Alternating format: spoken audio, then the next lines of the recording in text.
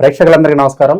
ప్రస్తుతం మనతో పాటు శ్రీ మాతంగి రాజశ్యామల ట్రస్ట్ వ్యవస్థాపకులు మహాబగల్ అఘోర తంత్రి బ్రహ్మశ్రీ నిశాంత్ శర్మ గారు మనతో ఉన్నారు. గురుగారితో మాట్లాడేద్దాం. నమస్కారం గురుగారు. మహాదేవ. గురుగారు, జూన్ మాసంలో వృషభ రాశి వారి పరిస్థితి ఎలా ఉండబోతుంది? ప్రస్తుతం ఉన్న గ్రహస్థితి బట్టి వీళ్ళు ఎలాంటి జాగ్రత్తలు తీసుకోవాలి, ఎలాంటి రెమెడీస్ పాటించాలి గురుగారు? ఓవరాల్గా వీళ్ళకి ఎలా ఉండబోతుంది ఈ జూన్ నెల వృషభ రాశి వారికి? చాలా మంచి విషయం అండి. వృషభ రాశి వారికి ఈ జూన్ మాసంలో అత్యంత అనుకూలంగా ఉండేటువంటి సందర్భాలు బాగా ఉన్నాయి.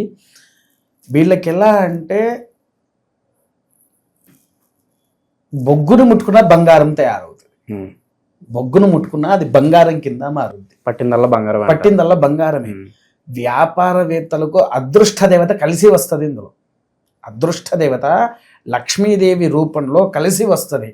అంతేకాకుండా ఆరోగ్య సమస్యలతో బాధపడేటువంటి వారికి, ఎన్నో సంవత్సరాల నుంచి ఆరోగ్యాలతో బాధపడే వారికి కూడా ఈ జూన్ మాసంలో వాళ్ళకున్న అనారోగ్యం కూడా తొలగిపోయే అవకాశాలు కూడా ఉన్నాయి. అన్నారా? ఇంకో విషయం ఏంటంటే ఇందులో ఎక్కువగా ఇతపూర్వంలో ఏదైతే నష్టపోయినటువంటి వ్యాపారంలో కానివ్వండి ఏదైతే ఉందో నష్టపోయింది తిరిగి దక్కే అవకాశాలు కూడా చాలా ఉన్నాయి. విన్నారా? అది దక్కినటువంటి ఎడల వారి యొక్క సంతోషము వర్ణాతీతంలో ఉంటుంది. తర్వాత అనుకోని వ్యక్తులు, మిత్రులు ఉంటారు, మిత్రులు పూర్వపు మిత్రులు మళ్ళీ కలవడము, కలిసిమెలిసి తిరగడాలు, వారు ఒక మనసులో తెలియని ఆనందాలను పొందుతూ ఉంటారు. రీయూనియన్ జరుగుతుంది అంటారు. మంచి రీయూనియన్ జరుగుతుంది. తర్వాత ఇంకో విషయం ఏంటంటే వీరు ఎక్కడ జాగ్రత్త పడాలంటే భార్య విషయంలో జాగ్రత్త పడాలి. భార్యాభర్తల మధ్యలో చిన్న కలహ దోషాలు ఉంటాయి. అది మితిమీరకుండా మాత్రం చూసుకోవాలి. పొరపాటునది మితిమీరిందే అనుకోండి, భార్యాభర్తలు విడాకుల వరకు వెళ్ళిపోవాల్సి వస్తుంది. విన్నారా? భార్యాభర్తలకు మాత్రం అనుకూలంగా ఈ మాసంలో లేదు. మిగిలిన అన్ని రంగాల్లో కూడా అద్భుతమైన విజయము ఉన్నది, సకల యోగ్యత కూడా వీరికి దక్కుతూ ఉంటుంది. తర్వాత రెండోది వచ్చేసి ఏంటి అని అంటే, ఈ మన ఉద్యోగాలు చేసుకునేటి వారు ఉంటారు కదా, అద్భుతమైన ప్రమోషన్లు కూడా కొట్టే అవకాశం ఉంది. ఉద్యోగ చేసుకునే వాళ్లకు ప్రమోషన్స్ వస్తాయి.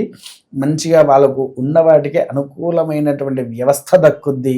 వారి యొక్క హెడ్ ఎవరైతే ఉన్నారో ప్రశంసలు కూడా కురిపించి అద్భుతంగా చూసుకోవడం జరుగుతుంది. తర్వాత విద్యార్థులు అంటారా, విద్యార్థులు ఉన్నత స్థాయికి వెళ్తారు. కాకపోతే ఏంటి అని అంటే కొన్ని సందర్భాలలో వాళ్ళ మిత్రుల వల్ల, ఈ పిల్లవాడికి అంటే స్నేహితులు అనేటువంటి వారు ఉంటారు కదా, వారి ద్వారా ఈ పిల్లవాడు బయటికి వెళ్ళారనుకోండి, కథ వాడి చదువు మొత్తం బొగ్గే. చెడు వ్యసనాలను కూడా కాదు, ఎక్కువగా ఆటలు అని కూడా చెప్పవచ్చు. ఆటకు ఎక్కువగా ప్రాముఖ్యత ఇస్తారు. ఆ సందర్భంలో వీరేం చేయాలంటే, మరకత గణపతి అని ఒక లాకెట్ ఉంటుంది.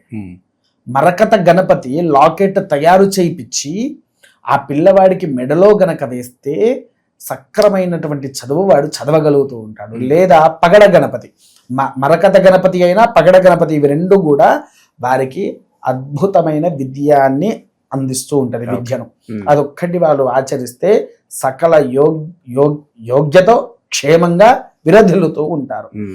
రాజకీయ వ్యవస్థలో ఉండేటువంటి వారికి ఏంటి అని అంటే అనుకూలంగా ఉంది ఈసారి.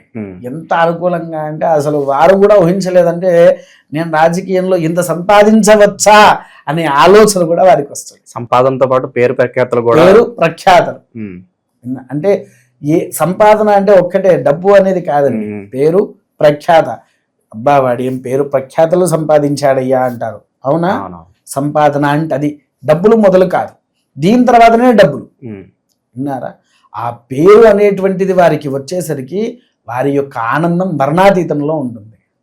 తర్వాత క్రీడారంగంలో ఉండేటువంటి వారు, క్రీడారంగంలో ఏంటి అని అంటే వీరు ఎక్కువగా అన్ని విషయాల్లో బాగానే ఉంటుంది, కానీ క్రీడా విషయంలో విఫలమయ్యేటువంటి వారు చాలామంది ఉన్నారు.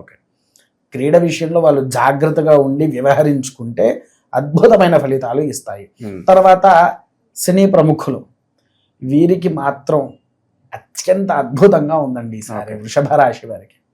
అసలు ఎలా అంటే వారు ఊహించని అపాయింట్మెంట్స్ దొరకడం, ఇంకా ఎక్కువగా షూటింగ్స్ రావడం, అనుకూలంగా అన్ని రకాలుగా సహకరిస్తూ చాలా యోగ్యతగా ఉంటారు. సో ఓవర్ నైట్ స్టార్లు అయిపోయే అవకాశం కూడా స్టార్లు అయిపోయే అవకాశం చాలా మాటికి ఉంది జూన్ మాసంలో, విన్నారా?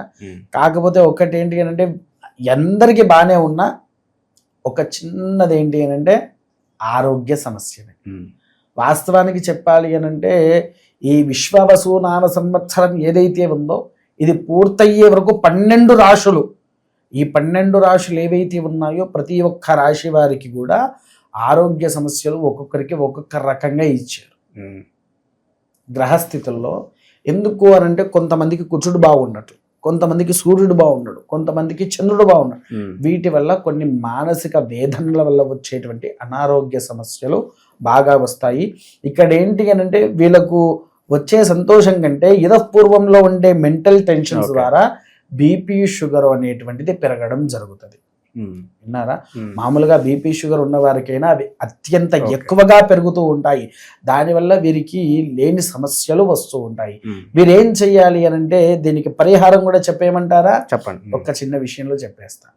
ఏంటి అని అంటే వీరు చేయాల్సినటువంటి పరిహారము ముఖ్యంగా ఉదయాన్నే లేచి స్నానము కాళ్ళ కృత్యాలు చేయించి మొట్టమొదటిగా ఇంట్లో ఉండే మగవారు ఎవరైతే ఉన్నారో వారి ఇంట్లో దీపం పెట్టాలి.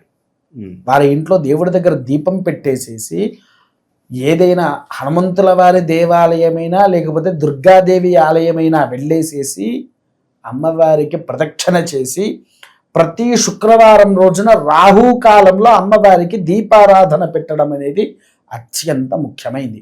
ఇదొక్కటి ఆచరిస్తే వారికి అన్ని రకాలుగా సకల యోగాలతో కూడా విరధిల్లుతూ ఉంటారు. ఓకే, ఇక ఎటువంటి వస్తువులు దానం చేస్తే బాగుంటుందంటారు గురుగారు? విశేషంగా ఈ రాశి వారు వచ్చేసేసి దానం చేయాల్సినవి 3 దానాలు ఉన్నాయి.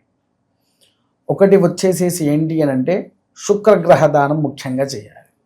ఎందుకు అని అంటే ఆడవారితో కాస్త సమస్యలు వస్తూ ఉన్నాయి కాబట్టి ఈ శుక్రగ్రహ దానం వలన ఏంటి అని అంటే ఆడవారితో ఎటువంటి గొడవలు జరగకుండా, ఆడవారు శత్రువులు కాకుండా శుక్రగ్రహానికి పాలతో అభిషేకం చేసి బబ్బెర్లు దానం చేయాలి. అభిషేకం చేసి బబ్బెర్లతో దానం చేయాలి. దానం చేసిన తర్వాత మళ్ళీ వారు బయటికి వెళ్ళేసేసి తెల్లటి స్ఫటికలింగం కానీ, స్ఫటికలింగం అంటే ఐడియా ఉంది మీకు? స్ఫటికంలో తయారయ్యే లింగం, అది కొనుక్కొని దేవాలయంలో ఉండే బ్రాహ్మణుడికి దానం చేయాలి. స్ఫటికలింగాన్ని దానం చేసిన తర్వాత వారు మెడలో క్రిస్టల్స్ మాల అని ఉంటాయి, లేకపోతే స్ఫటిక మాల అన్న ఉంటుంది.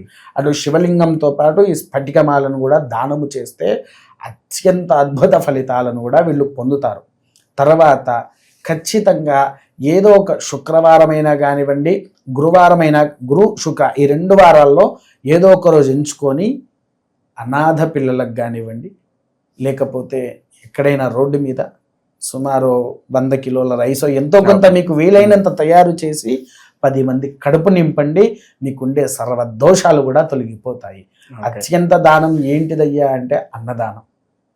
అది చేస్తే చాలండి, మనకు ఎటువంటి సమస్యలున్నా కూడా తొలగిపోతాయి. ఇవి ఆచరిస్తే సరిపోతుంది. గురుగారు, చాలా వరకు ఇక్కడ మనం మంచి ఫలితాలనే చూసాం ఈ నెల వేళకి. సో దీనివల్ల నరఘోష కావచ్చు, నరదిష్టి ఇవన్నీ కూడా కాస్త ఎక్కువయ్యే ఛాన్సెస్ కూడా ఉంటాయి కాబట్టి దీని నుంచి తప్పించుకోవడానికి ఏదన్నా రెమెడీ ఉందా వీళ్ళకి? సంతోషంగా అండి. నరఘోష పోవాలి అని అంటే చాలా మాటికి కొన్ని ప్రదేశాల్లో కొన్ని దాంట్లో దొరకవు. ఇప్పుడు ఒకవేళ దొరుకుతున్నవి డూప్లికేట్ వస్తువులు ఇస్తున్నారు. అరగజ అని ఒక బొట్టు ఉంటుంది, అదొకటి. కుంకుమలో నల్ల కుంకుమ అని ఉంటుంది, తెలుసా మీకు? నల్ల కుంకుమ పేరు ఎప్పుడైనా విన్నారా? లేదా? అరగజ విన్నారా? లేదు. అరగజ వినలేదా? ఇవి 2 తంత్రశక్తుల్లో ఉపయోగించేది. పైగా ఈ నల్ల కుంకుమ వచ్చేసేసి శనేశ్వరుడు వారికి వాడేది. ఇవి ఎప్పుడైతే మనము శిరస్సు మీద ధరిస్తామో ఎదుటి వ్యక్తి యొక్క నరఘోష అనేది ఏదైతే ఉందో అది మన మీద పడకుండా కాపాడుతూ ఉంటుంది. అది ఆ 2 బొట్లు చాలు. ఆ 2 నీది ఏ ఒక్కటి దొరికినా కూడా అద్భుతమైన ఫలితాలు వారే చూస్తారు. ఈ గంధాలు గురుగారు ఎక్కడెక్కడ దొరకవచ్చు అంటారు? అంటే ఎవరన్నా తీసుకోవాలనుకుంటే కనుక అన్ని చోట్ల దొరుకుతాయా, లేదంటే విశేషంగా కొన్ని ప్రదేశాల్లో మాత్రం ఉంటాయి అంటారు? ఇవి వాస్తవానికి అన్ని ప్రదేశాల్లో ఎట్టి పరిస్థితుల్లో కూడా దొరకవండి. వాస్తవం చెప్తున్నా, ఎట్టి పరిస్థితుల్లో దొరకవు. ఒకవేళ ఎవరికైనా కావాలంటే నేను ఇస్తాను తప్పకుండా. విన్నారా? ఎందుకనంటే ఇవి తంత్ర విద్యల్లో పురార్థీకం పొందిన వారి దగ్గర మాత్రమే ఉంటుంది. మేము ఈసారి ఒక చిన్న పని చేస్తాను చూడండి. నేను వచ్చేటప్పుడు అరగజావును నల్ల కుంకుమ 2 తీసుకొని వస్తాను. ఓకే. మీరు ఇదంతా మొత్తం హైదరాబాద్ మొత్తం తిరగండి. నేను తెచ్చిన అరగజా కానీ నేను తెచ్చిన నల్ల కుంకుమకు 2 సమానంగా ఉంటే నేను దేనికంటే దానికి సిద్ధం. విన్నారా? ఓకే. అరగజ ఉన్ను ఈ నల్ల కుంకుమ అత్యంత అరుదు. ఇవి ఎక్కువగా ఎక్కడ దొరుకుతాయి? ఒరిస్సా ప్రాంతంలో, తమిళనాడు ప్రాంతంలోనే దొరుకుతాయి. ఓకే. ఈ మనకు దగ్గరలో ఇక్కడ దొరకవు, అవి రావు. ఓకే. సో ఓవరాల్గా వృషభ రాశి వారికి ఈ నెలలో ఏ విధంగా ఉండబోతుంది, ఎలాంటి జాగ్రత్తలు తీసుకోవాలి, మీ మాటలో చాలా బాగా వివరించారు గురుగారు. ధన్యవాదాలు గురుగారు. మహాదేవ.